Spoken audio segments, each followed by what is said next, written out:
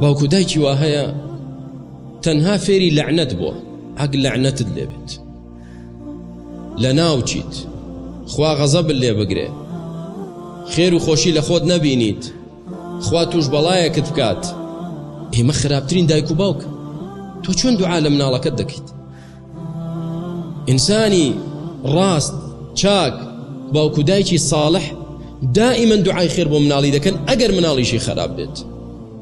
ئەگەر مناڵیشی خراپ بێت ئەمەش دەگەڕێتەوە سەر تەربیە و پەروەردە.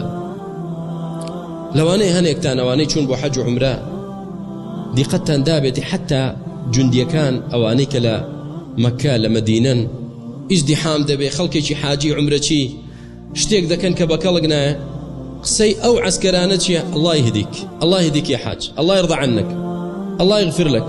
دوعای بۆ دەکەن. ئێوە خۆ دایک و باوکت نییە دوعای خێرت بۆ دەکات، تۆ دایک و باوکی بۆ دوعای شەڕ لە مناڵەکەت دەکەی.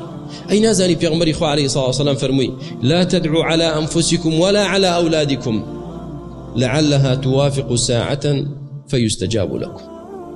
دعاء لخوتان مكان، دعاء لمنالتان مكان، نكا دعاء كان لو ساعات دابك دعاء تيدا قبوله أو كاتك وتايت فيهات. دعاء لخوت كر، دعاء لمنالت كر، أو منالكت أو بسر هات كتو دعاء ديكرت.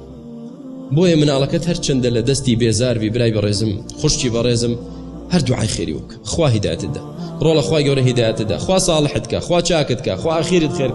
يخو زررناكي كلمة خير، الكلمة الطيبة صدقة، هم خير وحسنات بودا نسره، هم بشكو دعاكت قبول به، منالكت صالح به إن شاء الله تعالى.